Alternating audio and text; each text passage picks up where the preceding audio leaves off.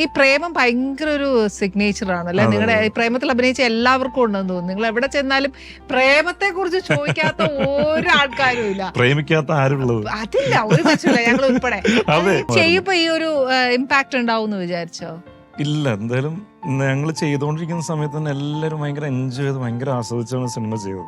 അപ്പൊ എന്തായാലും സക്സസ്ഫുൾ ആവുന്നുള്ളൊരു വിശ്വാസം നമുക്കുണ്ടായിരുന്നു. പിന്നെ പ്രണയം കൂടിയാണ്, ഒരു ലവ് ട്രാക്ക്, ലവ് സ്റ്റോറി പരിപാടി അങ്ങനെ മലയാള സിനിമയിൽ ആ സമയത്ത് വന്നിട്ടില്ല. ഒരു 3 കാലഘട്ടവും അങ്ങനെ സംഭവം. ഇത് എനിക്കൊന്ന് സിനിമയിൽ വരുന്നതിന് മുമ്പ് അൽഫോൺസ് നമ്മളടുത്ത് ഡിസ്കസ് ചെയ്തൊരു സ്റ്റോറി ആയിരുന്നു. ഒരാളുടെ ഒരു പയ്യന്റെ ഒരു കോഫി ഷോപ്പ് ഒക്കെ നടത്തുന്നതിന്റെ ഒരു 3 കാലഘട്ടത്തിലെ പ്രണയം എന്ന് പറഞ്ഞായിരുന്നു അങ്ങനെ തുടങ്ങിയത് ഇനീഷ്യൽ സ്റ്റേജിൽ. പിന്നീട് നേരമൊക്കെ ചെയ്ത് കഴിഞ്ഞതിന് ശേഷമാണ് നമ്മൾ ഷട്ടറിന്റെ ഹിന്ദി ചെയ്യാനായിട്ട് അൽഫോൺസ് മുംബൈയിൽ പോയിട്ടുണ്ടായിരുന്നു. അപ്പൊ ആ സമയത്താണ് ഞാൻ ശ്രുതിനെ മീറ്റ് ചെയ്യുന്നത്. അവര് മുംബൈയിൽ പോയതുകൊണ്ടാണ് ഞാൻ മുംബൈയിൽ പോകുന്നത്. അതിന്റെ പ്രീ നടക്കുന്ന